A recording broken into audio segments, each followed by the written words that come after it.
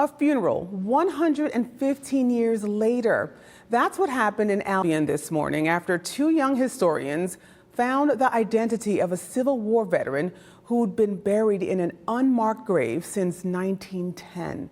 News 10 NBC's Tom Kowalski was at the ceremony. This is the grave of Daniel Walterhouse, a Civil War veteran who for over a century had been laying in an unmarked grave. That is until two middle school girls found out who he really was and got him the proper headstone he deserves. I've always really liked, digging through history and stuff and just flipping through the pages, feeling the dirt on your fingers. It was really nice. Kendall Perini and Mary McCormick spent 4 weeks over the summer researching the identity of Walterhouse.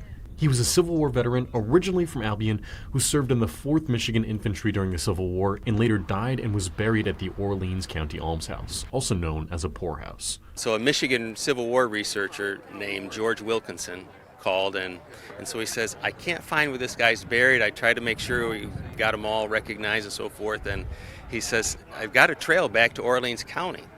And so he said, would you mind researching? Tim Archer is Perini and McCormick's former teacher. When he was approached to research, he asked McCormick for her help and was later joined by Perini. We pieced him back right to here, and then the girls went to the legislature because this is county property. Would you mind putting a new stone because there are no more burials here? And they said sure.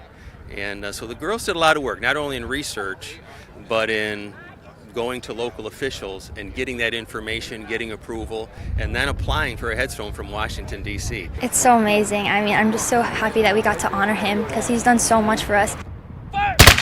And it just feels so good because it's probably also honoring the people who have died and aren't recognized. So it just feels so amazing to get to do something for someone who's worked so hard for us. From Albion, Tom Kowalski, News 10 NBC.